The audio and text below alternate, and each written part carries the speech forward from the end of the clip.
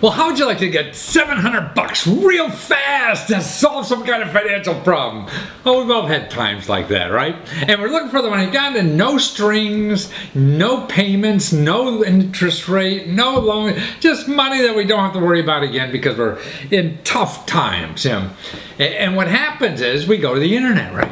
And we Google, and we'll Google something like fast cash or something like that. And I just did that, And what you're going to see, 9 billion websites. And all those websites there that I see, the first couple of pages are like payday loans and installment loans and 24-hour loans. I mean, these are people that are making huge profits off of your agony. You're going to get caught up with them, and man, it's going to cost you a gazillion times more than it would anywhere else, and probably just you'll get, by the end of it, you'll be worse off than when you start looking for help. So what to do is start looking for the free help. There's organizations, nonprofit organizations, government programs, that actually have money for, important things like that you need quickly. And it may take a few days or whatever, but it's there if you look hard enough, and you don't have to pay interest. These are grants and personal kind of money, to get people out of trouble. But it's finding where they are. That's why on the internet, you're never going to find them because they're not organized that way. So that's why I'll show you now the best places to go to get that kind of fast money when you're in trouble. Financial help. Actually, here's one nonprofit organization called modestneeds.org. I just ran into them recently. And they've helped, got over 12,000 people since they've been in business, and it's a nonprofit, so they're not in business, and they're giving grants out for people with, well, they're really looking for people that need emergency money, people who are lower income and they're sliding down and they need something, so they don't really get down in the bottom, and they need some fast cash, usually 500 to 2,000 or something. And they've been around the 2002. And see, what's neat about that, they use the internet, but they look for donors and givers. And so it's other people, like instead of going to some to a government agency, or it's individuals helping other individuals. It's like crowdfunding, and it really is crowdfunding. And they've been here long before crowdfunding, because crowdfunding's only been here a few years. They've been here for 2002 doing that, where other people pitch in, to help somebody else, help our neighbors, even if you're not next door, you're somewhere else. So, I mean, things like here, some recent people got money there. There's a senior couple who got $909 to pay utility bills while they're recovering from income loss, so they won't be able to pay the utility bills. They put a little story on there, and they have to get approved by the website. And they raise the cash like that from strangers who just want to help. Or here, a single mom and her son received $1,700 to stay in her home while she recovered from surgery. So you can't work, you don't have a sock of money somewhere to cover hard times. It's those kind of problems. Or here's an Army vet received $3,490 to pay back rent. These are people helping each other out. So it's modestneeds.com. Now, that's what I mean. See, it's organizations like this that can really help. So where do you find other organizations or groups or help like that? There's a local number you could call anywhere in the United States called 211, or go to their website, 211.org. And there are 1.5 million organizations and government programs in their database that help people like this. I mean, they know about the utility bill programs, whether it's a government program, because there's government programs at the state office that help you pay your utility bills. The government program, nonprofit organizations locally where you live will have programs like that to pay utility bills. Or you're even worried about food insecurity, as they call it, not enough money for groceries. They'll know about those programs and take advantage of. Or you can't pay your rent, or you need down deposit money, to get into a new apartment. There's programs like that. Your car is broke and you need $500 to go to work on Monday. What the hell are you going to do? So those kinds of things to look for. So that's 211, and we have a video on that, and it's on YouTube / Matthew Lesko 70 on YouTube. So that's Matthew Lesko 70. Or if you're watching this on on YouTube, you could click down in the notes section, and you'll see a link to the video on that 211. Also, this is new for this kind of situation, but crowdfunding. I mean, the crowdfunding, that's free internet money. And there's over 1,000 websites out there now where you could go. It's sort of like Modest Needs that I told you about once. You put your story on there, and people donate. So it may be friends, it may be relatives, it may be strangers, or whatever. See, Modest Needs is mostly strangers. These other websites, it's really used for friends. So it's something to learn, but it's also strangers. And what's neat about these websites is that it costs nothing, so why not try it, and you never know. Now, because there's 1,000 websites, here's 3 or 4 that I think are the best place for these kinds of problems. Is GoFundMe.com, GoGetFunding.com, and GiveForward.com. And if you want to know more about these things, I have two videos, that will be down on they're actually in YouTube.com/Matthew Lesko 70, or down again in the notes section on the YouTube video. If you're watching this on YouTube, that'll have links to this. But I mean, that's something to start learning, because we're going to use that for everything nowadays. So that's crowdfunding, GoFundMe.com, GoGetFunding.com, and GiveForward.com, and that's 2 videos to start learning about crowdfunding. Now, here's another great place, though. It is your elected official, your congressman, senator, state representative, state senator, whatever it is. All these people know about these programs. See, they have offices. They get hit every day, and their staff usually works on these kind of programs. You have a family that needs $500 for something. Where are they going to get it? Because see, there's a lot of nonprofits, United Ways, things like that, that have this kind of emergency money around to help people in need. But you have to know where to go, and it's complicated out there. I mean, that's why you Google, you're going to get 9 billion websites, and they're all people selling you something. So go to the people who do this all the time, and one of them is your elected official. You pay those suckers. And they're there, they know the government programs, they put them in, the elected officials are the ones that give them these programs money to be in business to help you. So, but they have what they call, constituent caseworkers. Anybody in their district has a problem, they're there to help and find a program or the money to help you. So use it. Now, how do you find your congressman, senator, or your state officials? Well, one easy way is go to votesmart.org, votesmart.org.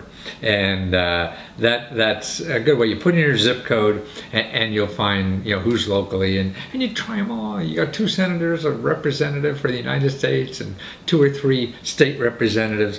They'll know that. They get this all the time. And just be patient on the phone. It's a people business kind of game. And we have a video on that too. It shows you how much help they really give, and that's what they're in business for. Interview of elected official that you'll see, we want to help you. That's and actually their motive is, man, if they help you, with $500 or whatever, you'll vote for that son of a gun no matter what they do, right? So that's why they're doing this. And the most important thing, if you don't get help in any of these places, don't go to these mafia people, payday loans, or any of these kind of people selling you money for outrageous interest rates. I mean, they'll sound like it's cheap to you, but it isn't, believe me. So you want to find out all you can before. And one way, the government has given grants to individuals that help you in your financial problems. So if you have credit card problems or financial problems like this, you need another $1,000, well, you don't want to get in financial problem. And you could make a free appointment to see these people, and they'll work through this. And they know a lot about these other programs to help. So how do you find these free people? Well, they're actually paid by HUD. They're HUD counselors. We have a link. If you just Google HUD housing counselors, and you'll see when you get that. If you're not watching this on YouTube, because in YouTube in the notes we'll have a link to it, and we have videos on those people on our YouTube videos, our channel, which is Matthew Lesko 70. But you just click find the local office. There'll be a bunch of offices near you that you probably never even heard of. And we also have a bunch of videos that you could watch on. And the links to those videos are down in the notes on if you're watching this on YouTube, or just go to our channel, youtube.com, Matthew Lesko 70. But more importantly, man, don't go to these mafia companies or people selling you money. You know, they're going to make a lot of money off of you, and you're not going to be out of much trouble, because that money is going to cost you more than you probably, in the long run, it'll cost you more than probably you're getting from them. So don't do that. Find the free one first.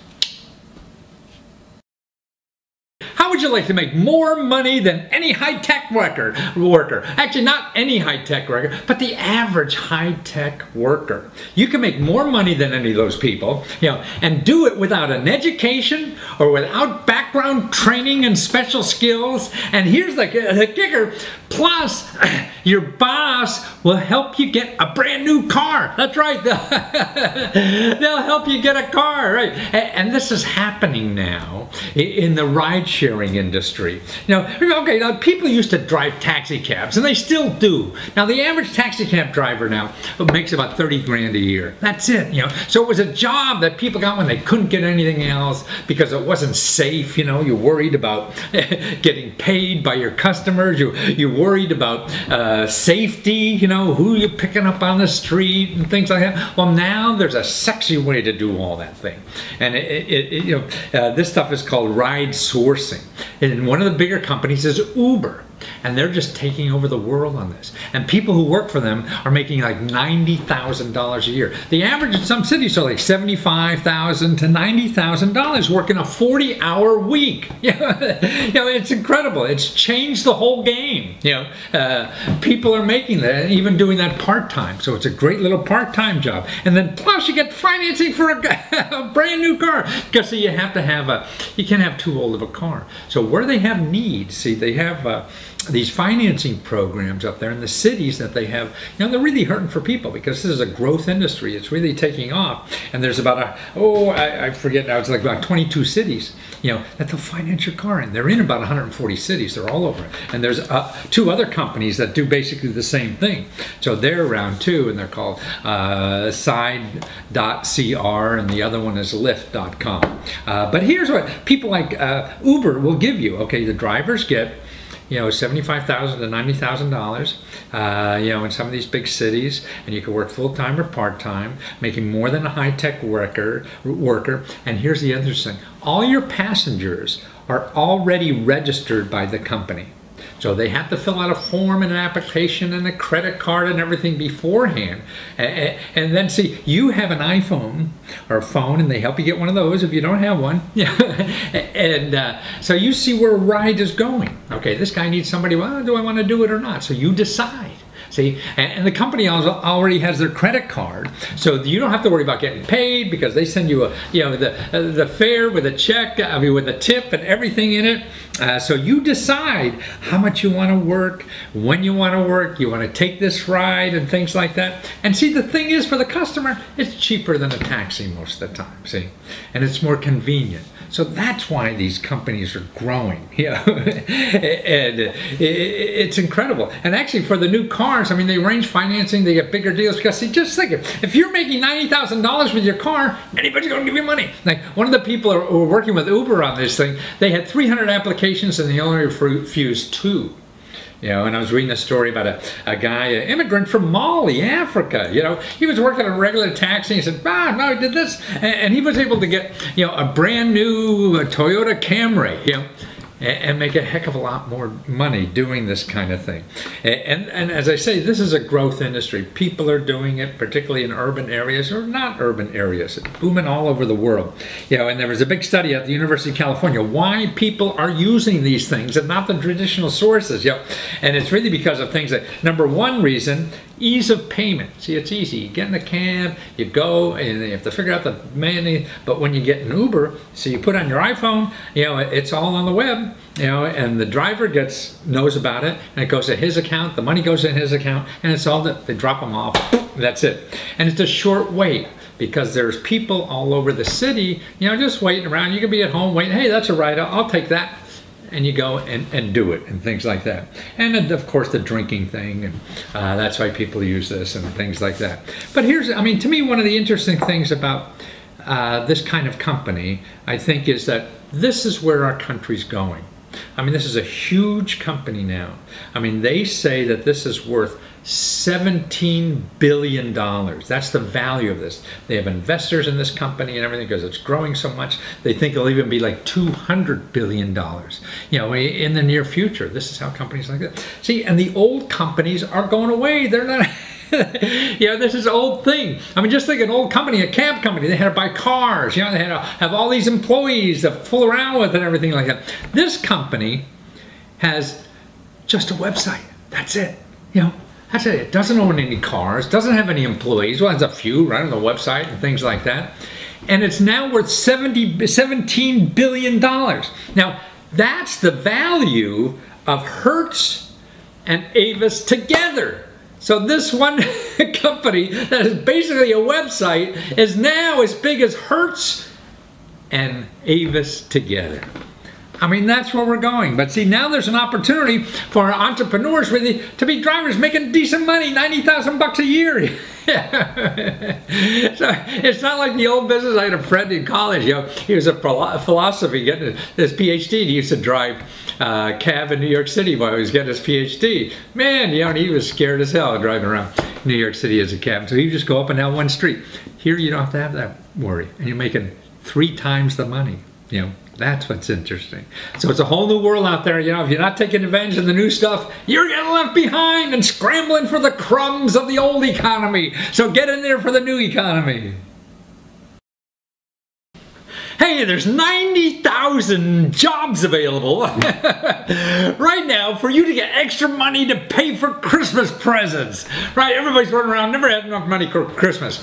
Well, actually, there's companies now running around, they never have enough employees for Christmas. Actually, the big one is UPS. They're going to hire 95,000 extra, employees just for the Christmas season. That's double what they did last year, because last year they get caught short and they didn't have enough people. A lot of people got ticked off because they didn't get their boxes in time, right? So they're not going to let that happen again. And I guess that's a trend that's happening now. You know, if they're hiring that much extra, that means a lot more people are shopping online than at the malls. They're not taking it home. They're going online and shopping, right? I think malls are a thing of the past, yeah. You get the same old stuff, you know, in the same stores and whatever on the internet, man. The possibilities are unlimited, you know. And now they're delivering in a day or two, and it's fantastic, you know. So now, how do you find these jobs? Actually, these jobs start at $10 an hour. That's the starting, depending on this. So this is just seasonal work. I mean, if you go to work for Starbucks, they start at like $7 or $8 an hour. Yeah. So this is $10 an hour. Also at UPS, what they say is that this is how you start to get a full-time job. So the good employees they keep for full-time positions, and you could get a career out of this.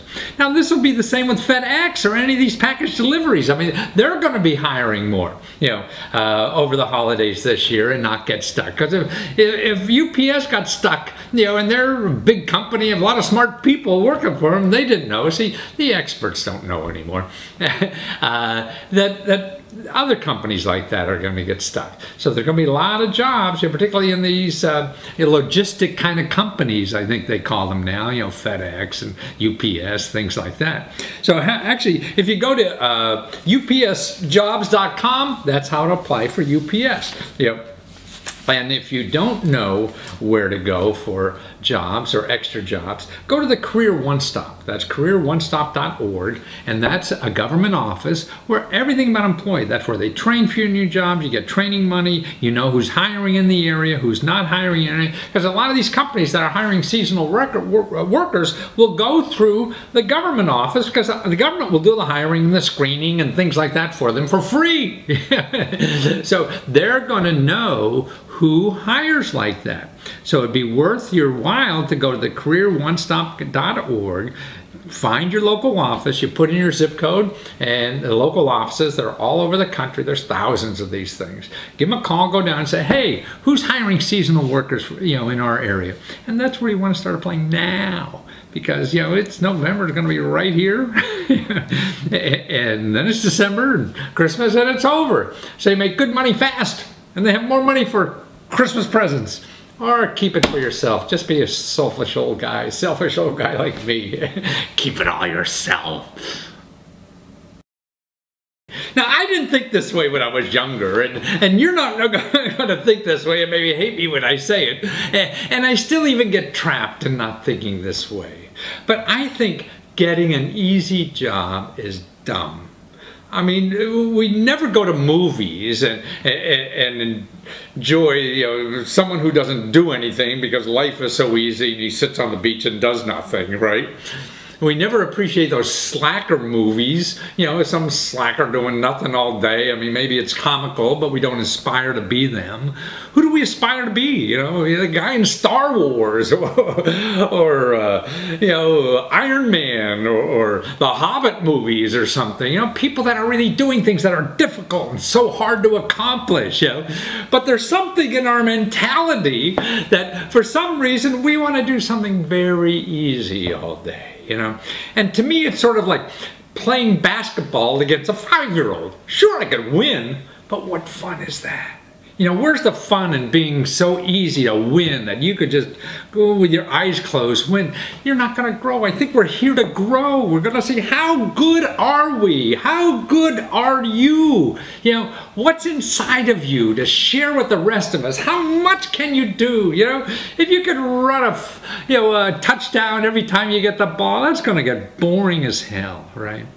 So why choose jobs that way? Choose something that's, find something that you really want to struggle with, And I think, the things that you really want to struggle with are those that you're passionate about. Something that you think is so important inside you to do that you're going to try so hard. That football movie, Rudy, younger people won't know. I mean, that little sucker wanted to play on this football team, and he got the shit kicked out of him all the time, and he kept coming back. That's the only way you win. You keep coming back. And how are you going to keep coming back? Because you really want to be there, and it's hard to be there. And that's how you grow. You're taking something inside of you and learning from that experience every day. So why go out and try to find something easy? Go out and try to find something that's hard, but you think is important. If it's hard and you don't care about it, you're going to give it up right away. But it's hard and you think it's important, you're going to fulfill your life. You want to get up in the morning and try again. Where do you see these athletes who try so hard? They find that they're not as talented as the other guy, but they find something in them to give more and make that, basket or winning point or whatever the hell, because they want to do it. That's what it's all about, and they work hard at it. So find something you want to do and work hard at it. Well, capitalism is all about supply and demand, right? So if you're out there trying to make $1 or succeed in life or whatever, wouldn't it be great if you were in a place where there was a bigger demand than what you're trying to supply? And places like that are happening now. Actually, there's an industry now that's starting in America. It's the fastest growing industry. You think, iPhones are a big growth industry or a video game. Man, here's an industry that grew over 60% just in last year alone. Yeah, and actually the government's involved. Anytime the government's involved, it's changed the laws to make this industry booming. And what's happening now, there's Shark Tank kind of things going on in this industry where all these people with money are trying to find small businesses to invest in, and there's not enough for all the money they have. That talk about supply and demand. Here's people that try to give money to entrepreneurs to start businesses, and there's not enough showing up. That's a Shark Tank with one person trying to sell an idea, And Shark Tank, they have thousands of people trying to get on that show. So, and that's what's going on in this industry. And it's really marijuana. this is what happens. It's legalized now. In like 20 states, it's going to be legalized soon. Now the public opinion is up to almost 60% approve legalizing marijuana, and that's a jump of 10 percentage points just in 1 year alone. And that's amazing to me because we all think of especially a guy my age thinking marijuana, some hippie weirdos and things like that, and who wanted to be involved in that. Man, this is a growth industry, and they need talented people. So if you're looking for jobs or business opportunities, I mean, these young companies that are getting millions of dollars to start their weed businesses or whatever they call them need talented people. So you're in some other industry that's going down the toilet. Here's one that came out of it and is growing like heck in our country, and that's exciting in a way because I mean, you look at it. I mean, you weed is just potheads or something like that. But no, I mean, look at so many great things that happen from this counterculture community. I mean, look at now we're alternative, a renewable energy. Where did that come? That came from the hippies, right? They were talking about that in the 60s in my generation. Or how about organic farming? That was another hippie idea. Now they're mainstream. You go to Safeway and everybody wants to buy organic food. And you pay double for this organic food. And so weed is the next thing. And it's capitalism that's going to grow this thing into a huge industry. And what happened to alcohol? They're making a lot of money, right? So here's a fellow who really studies the industry. He's been in it for a while. He's a fellow who runs these Shark Tanks. If you have if you're an entrepreneur with an idea like that, how to get the money? I mean, they're looking for more people to invest in. And remember, there's no other industry that has grown so much in this past year than they have. And also, if you're looking for work, I mean, you're a computer consultant or whatever, or a web designer or whatever, or even if you're farming, I'm sure this is a cash crop. People making more money doing that, than they are, potatoes, I would think, because there's lots of them, and I think maybe because there's still a little stigma, people are getting paid more in this industry, because of the stigma, and that's going to go away. Once it starts being mainstream, it's going to have to compete like everybody else. So remember, 20 states already, 7 more are on the docket probably to pass legalization soon. I think Maryland just passed it, District of Columbia where I passed it. So it's a growth. The fun in life is getting in on a wave that's going. Just starting, not being on that wave when it's all finished and coming back off the beach, and then it's real little and shrinking and everybody's scrambling for, the crumbs that are left. So watch what's happening in America. Listen to this guy. It's legal. You're really behind making this thing one of the biggest industries in the United States, it seems. And it's going to be that for investors, for entrepreneurs, for everybody, and actually for governments too, as a revenue source. So you have really ignited this thing, ever since, I guess, Colorado and Washington State took off, right? That's right. Yeah, when Colorado and Washington State passed legalization by fairly large margins, the rest of the world really woke up to what's possible, not just politically, but economically as it relates to the cannabis industry. And we started in 2010. So we already had all of this stuff going, and then things really started to take off. And so we have an investor network where we have companies that come and pitch, kind of like the show Shark Tank. They pitch a big group of accredited investors. And in the last year or so, we've had $12 million invested in about 18 companies. $12 million. Yeah. So this is like, so if I'm an entrepreneur, I could log on to your website, artviewgroup.com, if I spell it right. And if it's a business related to the industry, then I get a chance to present in front of these fat cats, right? Who are looking for opportunities, because your business is like going to double this year or something. Huh? Absolutely, yeah. If you've got skills that you're utilizing currently in another sector, and you'd like to bring them to this sector, there is an immense amount of opportunity, not just in businesses that sell marijuana, but businesses that are related. I mean, so whether it's security or advertising or insurance or, this industry is touching so many different industries. So it's a huge opportunity for entrepreneurs to get a hand in. And I'll tell you, there's more money at the table than there are investable entrepreneurs. Really? So there's more money looking for businesses than there are businesses promoting. Huh. Exactly. And I wouldn't have said that 6 months ago. 6 months ago was the opposite kidding. problem. Wow, well, that's a wonderful problem to have. It's a wonderful problem to have if you're an entrepreneur. It's a great problem. But also, I see it as a jobs place. I mean, so if you have, maybe I don't want to start a business, but it's also then a great place to start looking for business. I mean, I could go to your website and see who's getting money and see if they're looking for help, right? Exactly. I think talent is going to be one of the biggest challenges that we face now that the money is starting to flow into these companies. Right. Now they need to hire great people that understand this industry, but also can show up to work and do all that sort of stuff. So you've got this convergence of things happening, and it's very, very exciting.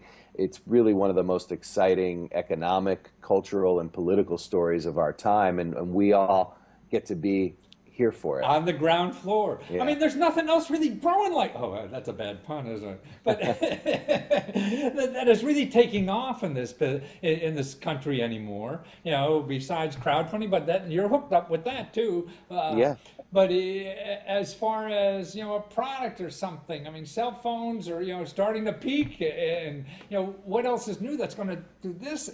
And it has to go anywhere but up. Yeah, you will not find another industry growing at this rate. I mean, we one of our projects is ArcView Market Research, where we do real deep dive data analysis and original research on the market. And what we found was that in 2013, this market was $1.5 billion. That's the legal medical cannabis market.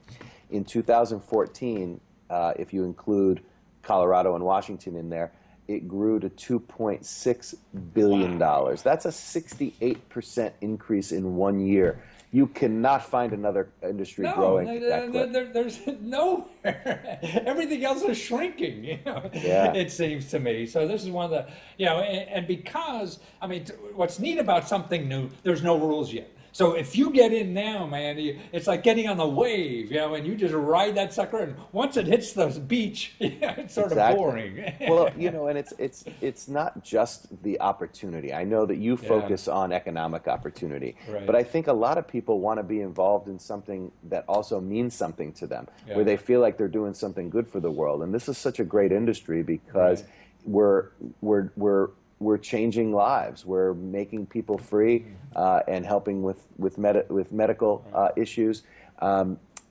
so it's a great opportunity to be part of the economic benefit, the economic dividend that comes from freedom. But you're right. I mean, you were telling me before we started that the name of your group, ArcView Group, is really from a Martin Luther King speech about the arc of history. The arc of history is long, but you guys are here more than just for the pot of gold, Right, or the pot of pot. Right, exactly. Exactly. By the way, what's that growing behind you there? It's not cannabis. But so now I could go on and because you have like almost every week or so, you allow 12 entrepreneurs to present their ideas to investors on a webinar, and then every couple months, then like the finalists come to a big meeting that you're having in Chicago, right? When is that meeting in Chicago? Yeah, so our next big members-only meeting is September 18th in Chicago at the Intercontinental Hotel, and then the next one after that's going to be November 11th in Las Vegas, Nevada. Oh wow! And it's really nice. We do it up. It's very it's like a cross between like a TED conference and Shark Tank. And really brings together the highest concentration of key players in this industry together, and amazing amounts of business. I think from the last meeting, 7 of the 12 companies that pitched have gotten funding so far that we know about. Yeah, I mean, you just don't see that. I mean, that's over 50% winning there. That's incredible. And so, and it all looks. I mean, it seems like this is now not. It's just not the hippies running this thing anymore. These are business people that want, because they know it's serious business. Yeah, there are also a lot of hippies that are business people. Exactly.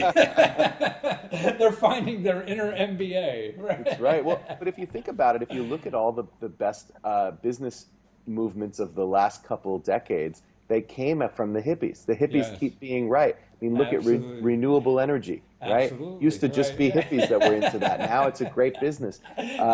Same thing with organic foods. Used to just be hippies that cared about organic foods. Now it's everywhere. It's in Safeway. Everyone's got access to Exactly. Right. organic foods now.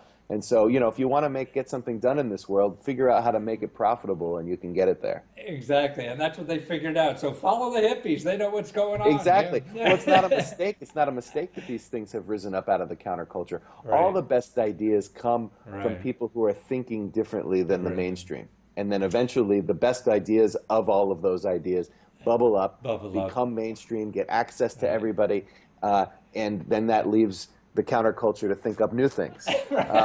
It's so great that finally cannabis is out of the counterculture, so we can think of new things. Right. You're going to get bored soon and have to think of something else. But right now, it's the hottest thing, I think, in America. And to find out, I mean, you got market research about it, you got sources of funding, you got sources of education for the whole industry, and everything seems like the focus point on where this industry is going and what it's going to do and how it can contribute. You know, we all need new jobs in this country, and this is going to be one of them. And so you go to arcviewgroup.com, right? Arcviewgroup.com, exactly. Right. And one thing I'd love to just mention that I haven't yet, particularly for a lot of your viewers, is there's a big boom happening right now with penny stocks Yes. in the industry. And unfortunately, because of the way the rules are set up, if you're not a multimillionaire, Yeah. the only real way to invest in this sector is either start your own company or invest in these penny stocks. And I just want to send a warning out to say that most of these penny stocks are complete BS. These people are often press release writers, not business runners. And for the companies that are good, they're often really overvalued. So just because it's a good company doesn't mean it's a good stock to invest in. So the best thing now Really careful. is to start your own, right? Yep. Or to wait until the Jobs Act come, where it's going to be more vented to invest in new startups. Right. Well, when the Jobs Act comes and you can invest in any company, that'll be really powerful for everybody. Right. And I don't mean to totally bash the public stocks, because there are some really great ones and whatnot. What I mean is just that really do your homework. Really do your homework, because a lot of smoke and mirrors, no pun intended. Oh, it's easy. It's easy to get sucked in, man. That's what this whole country's about, getting sucked into something. Yeah. But I believe it's the next great American industry, and so the Absolutely. enthusiasm is very warranted. Well, good. Well, thank you, Troy. Thanks for being there. And to find out all about what you're doing, arcviewgroup.com. Thanks, Matthew. Thank you. Take care. Oh, what is you're a friend of my son's too. So Yes, just, yeah. Disclosure. Yeah, So you're disclosure. Open. Morgan's a close friend of mine. Take care. Take care. Bye-bye.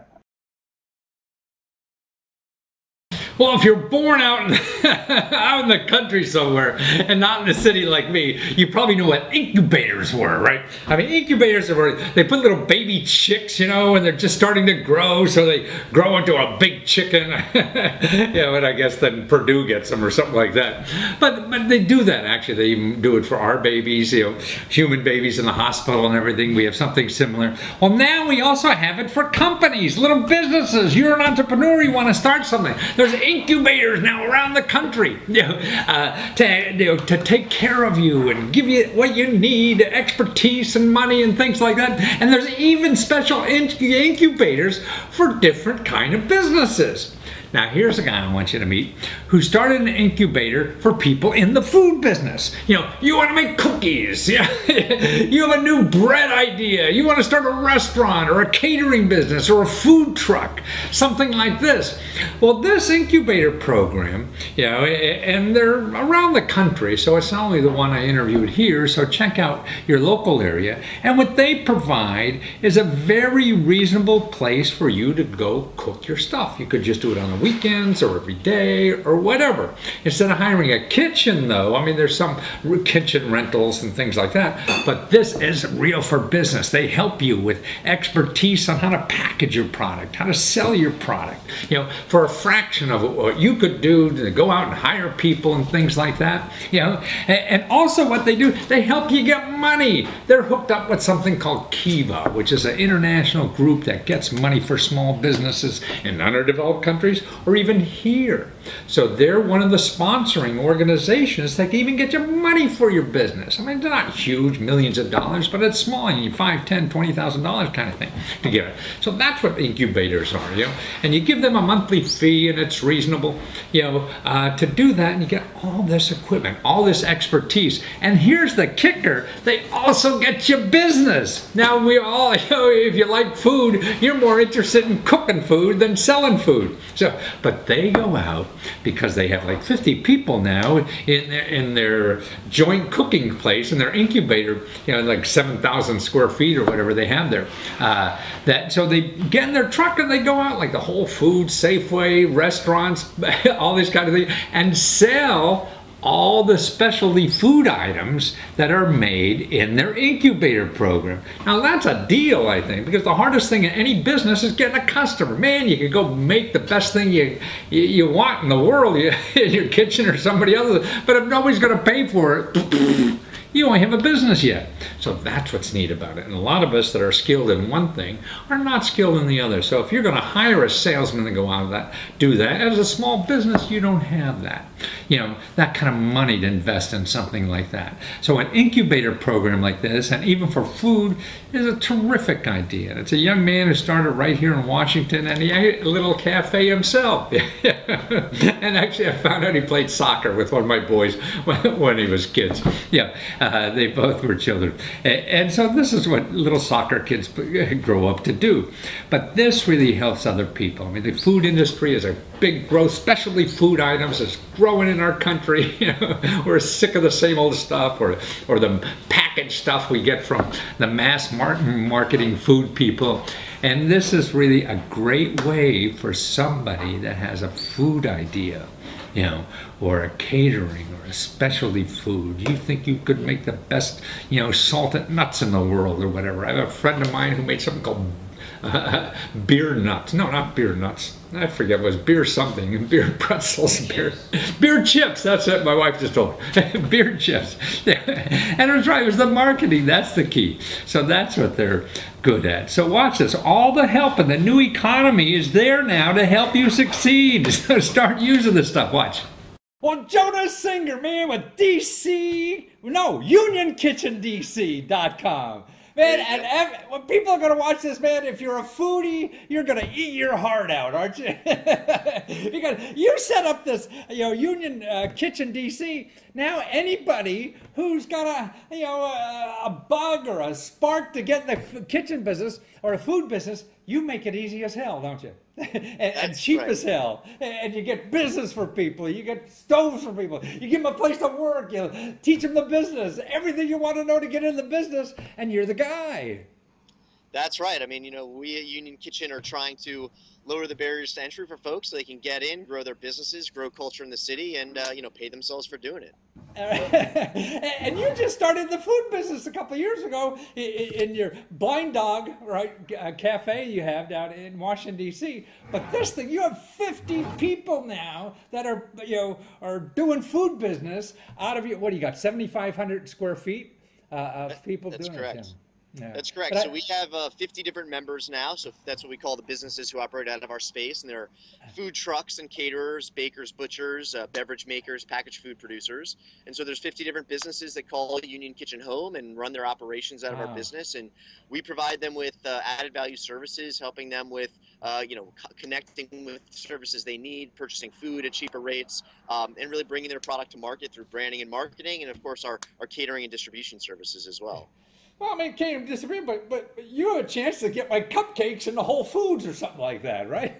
That's right. I mean, we do a lot of work, especially with the wholesalers, to work with Whole Foods or other large markets where we're going out and doing the sales, putting it on our truck, and really helping people to get their product into markets, which gives them the chance to make money, grow, hire more people, and make more of their product.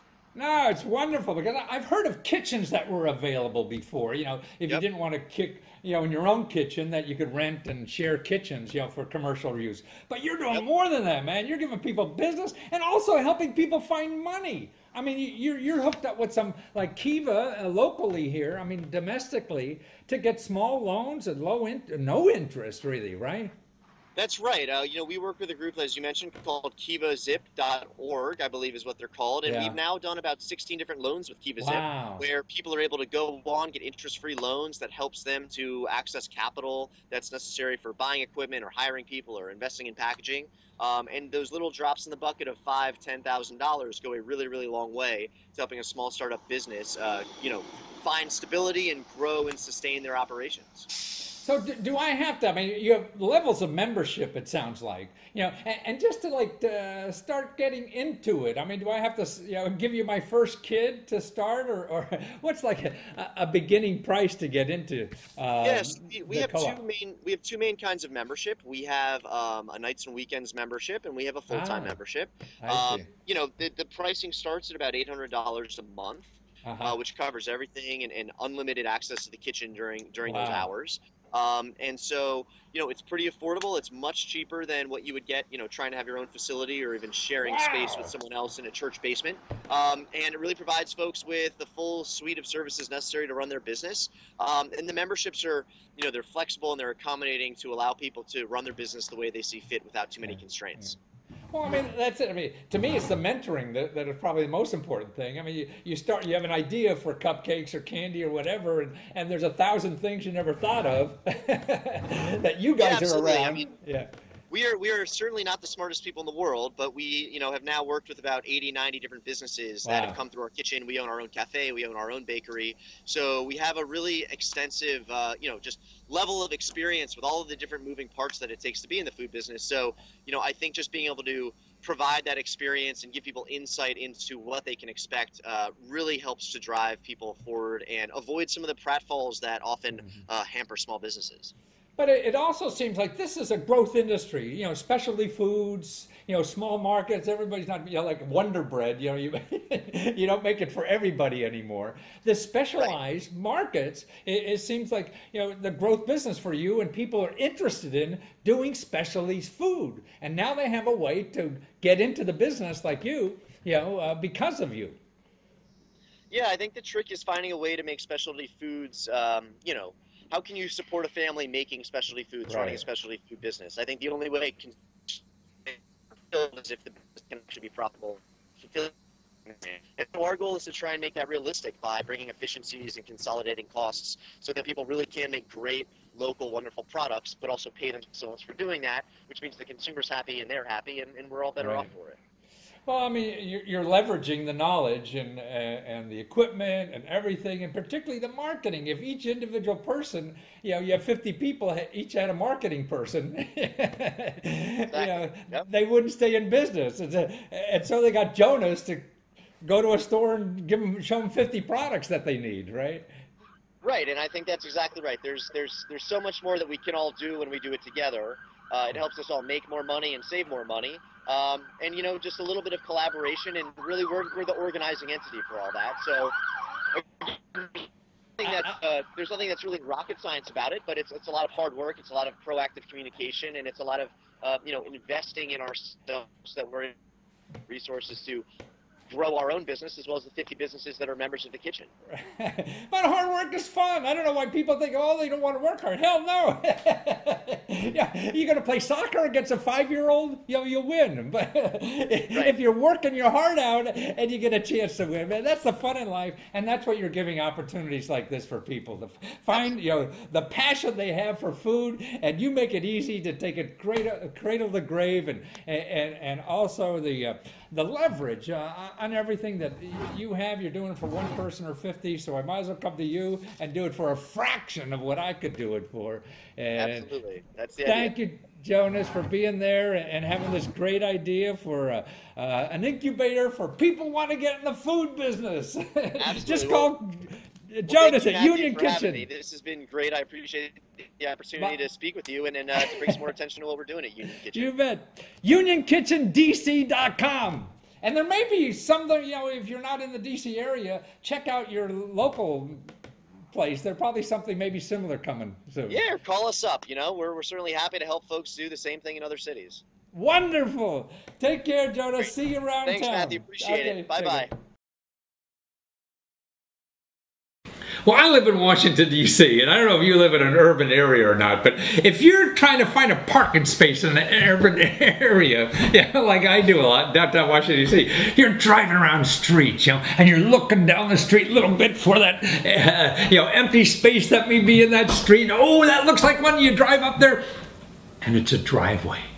And you can't park in a driveway. So you go around the back and you travel around the blocks looking, and sometimes it takes us a half hour, to find a spot. Well, here's a guy that solved that problem. See, he's got a website and it's all free that if you have a parking space like that, say if you got a person who owns that house, downtown, and you're out of town that day, or you're going to stay home all day, you could get money from that driveway space that you're not using in front of your house, and you sell it for somebody else to park, and somebody else goes on the website, hey, I'm going to be downtown, I wonder what's on K Street, to park right out of that street, and you'll say, hey, this is available, it's only $10, or you get a credit to park somewhere else for free, but it costs you nothing, to put your space on there. So it's a cool idea, and it's only happening something like that because of the internet. See, this is the idea that so many things now can happen because of the internet. So the person who developed the platform, and you see the interview, this guy's got a heart of gold. He thinks this is so important, and it is. Where there's limited resources for everything in our life, So we have to know how to use them better, And this is a way to use that. That extra space in there that nobody's going to use, somebody can use that efficiently, and so that's value there. In a capitalist society, people will pay for that, so you get the use out of that, And that's uneven. Another thing about this fellow, when you see the interview, is that how he believes, he's been doing this for a few years, and like any new venture, it's a struggle, and you could see that his heart is that he's going to make this happen one way or another, and that's what it takes. Every idea doesn't go, hey, well, this is going to save the world, and people line up in the door 10 minutes after you open. No, 90% of the stuff that happens in life isn't like that. It's refining it, it's taking it and doing something else with. Man, I've written 100 books, only 10 have made money. But every time those 90 that didn't, I learned so much about how to tweak the next one, what to do with the next one. And that's why you only know that by going through the process and staying there in the process so you could get the advantage. That's why if you hire out some expert to tell you what to do, you really don't get that much. They're getting all the knowledge and expertise or whatever. You have to do it, and you collect it yourself, so you build on that knowledge and that experience. Man, like if you're playing a football game, somebody tells you, oh, don't get tackled. Well, that's not easy enough. But boy, when you get tackled the first time and it hurts like hell, that's going to really sink home about what you got to do to not let that happen again. So the main idea, I think, in any of our successes is doing as much of it as you can yourself and hanging in there until everybody hits you from all sides, and you learn how to protect yourself from all sides no matter what happens. So watch this, because this guy will show you how to save the world too. Well, Chadwick Meyer, and you're going to revolutionize parking in our country if more people know about this thing. I mean, it's really cool. So what you've developed is a platform where if I have, like an empty parking spaces for my house and for my driveway I'm not using, I can put it on your website, and then people are looking for parking in the area. They can make a deal with me or park for free or get a credit to park free or whatever. And you're like the clearinghouse for free parking in the world nowadays that nobody knows is there for free, right? Except people who come to your website. That's right. Well, that's what, and really you've been working on this for a few years, really, to get it down. And now you have a model that really people don't even have to give money to use the free parking, right? Yeah, that's right. Right now it's a free community service, and people can list their spaces, And when they list their space and it gets used, they get several $100s of credit that they can redeem in the network. Anywhere they basically can access a whole private network of free parking. And so they can take their parking space with them. You know, previously when they would leave their home, their parking space was worthless because they couldn't use it. Right. But now they can use someone else's parking space. I see. Whenever somebody shares this idea and recruits someone else, another driver, they'll also get credit. So by sharing the idea, they're going to basically be promoting free parking, and they're going to be able to park in places. So in other words, like I went on vacation for a week or something like that, and so the space in front of my driveway that I'm not using, people could park there for free, right? Exactly. And I get some credit, yeah, right? And if it's a really valuable space, you can choose to share it on an hourly basis for $1, $5, or you can choose to share it on Friday nights for $10 flat. I see. And that, when it gets used, that will be credit for whatever the market value is, and then you can use that amount of credit to go park anywhere else around the city. Well, actually, it's great. Then I think you mentioned before we got on the air that, like, you know, high school football games, you know, where everybody's parking all over and whatever. So if you're in that area, you know, you can move your cars inside, let somebody park on your driveway spot, right? Exactly, and I think it's really great for the community. Besides for yourself, you know, you can get some credit that you can go park anywhere else. But it's also good because in a lot of urban areas, we all know the experience of circling around the block for half an hour, waiting for some, you know, space to open up. Meanwhile, we see all of these empty spaces that are perfectly good, but we don't have the, you know, the courage to go and knock on the driveway and offer them $10. So what's great is if you were to share your space, you can reduce the traffic in your neighborhood, reduce the pollution, and you know, help someone out in the same time, so they can basically park and, you know, get on with their life. So in the big picture, it's really a sharing thing. I mean, this is resource sharing that you're doing. You know, people have the space, and somebody else needs the park, and so they might as well use your space. I know when I'm driving around, I say, "Oh, that looks like a spot," and I get up there, and it's a driveway. Right. And I can't find it. So you're saying, hey, on your website, you know if that driveway is available, right? Because the guy put it on there, and they could park there for nothing, or get credits, or give the guy a few bucks, or whatever. Exactly. Yeah. Our platform helps basically strangers who are neighbors but don't know each other to communicate with each other, to coordinate schedules, and to facilitate payment, and to make it all happen seamlessly. Oh, that's seamlessly. So how many spaces are on the site now? Yeah. There's probably about 500 spaces. Wow, so 500 spaces. So you're in cities because that's where it makes sense. And I see, you know, looking at the map of the world, it's like all over the world. I mean, you're in other countries and everything already. You know, it's wonderful. But I know, like, I live in downtown Washington, D.C., man, and having a car is like driving around on an elephant. I don't know what the hell to do with this thing most of the time. That's right. So you're going to save me, you know, parking, you know, because I could now maybe get those driveway spaces that nobody else could get, right? That's right. And, you know, we hope that we built this tool, and we hope that people will use it for themselves and for their own neighborhoods. And if they like the idea of parking in someone's driveway, they can go out, they can download flyers off our site, and they can flyer the neighborhoods they want to park in. They can share the idea, and the more people that jump on board, the more that they'll all benefit together. Well, actually, I mean, if I was active in the local community too, and we had a parking problem, I would bring this to the town council, say, hey, why don't we get people hooked up on this website so we alleviate some of this parking problems we have, because that's what you're doing, right? Exactly. You know, it's everybody loves the idea. You know, we all know that we have limited resources in every respect, but certainly in urban areas, there's limited number of land. And so what we want to do is use all of our resources more efficiently. And so this is the idea of, if, you know, being able to maximize the usage of a space. If it's empty for 8 hours a day, let someone else use it. Absolutely. And if it's you don't your need space, to build bigger garages, you know, necessarily. None of this stuff. Well, wonderful. Well, this is wonderful, Chadwick, and I think it's going to, you know, catch on, because we need to have that, man, driving these cars around in circles all day looking for that spot. And now you're going to make sure all the driveways are taken care of too. And you go to Parkcirca, CIRCA, PARKCIRCA.com, right? That's correct. It's all there. Thank you so much, Chadwick, and good luck on saving the world and parking spaces too. Thanks, Matthew. You bet.